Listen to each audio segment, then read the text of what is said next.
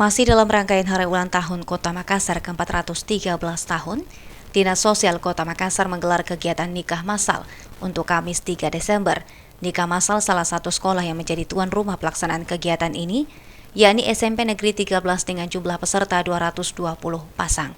Para peserta yang hadir di catat nikah massal ini wajib menggunakan masker serta menjaga jarak.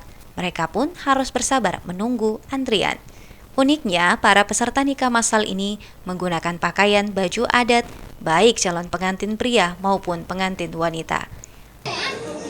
Hari ini memang kita diberikan peringatan oleh Bapak Gubernur dan Wali Kota Makassar bahwa kemarin mungkin ada hal-hal yang kurang menyenangkan karena ada kerumunan massa.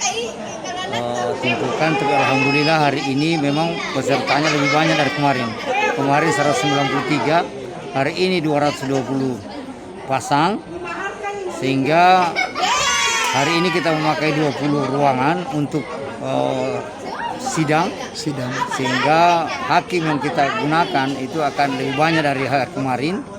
Kemudian kita bagi di ruang-ruangan, bagi peserta yang kemungkinan tidak di dalam ruangan, kita juga menggunakan halaman sekolah.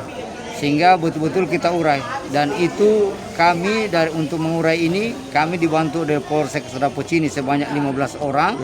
Kemudian tim TRC 22 orang yang TRC ini tergabung dari Polrestabes, Satpol PP dan Dinas Sosial Kota Makassar.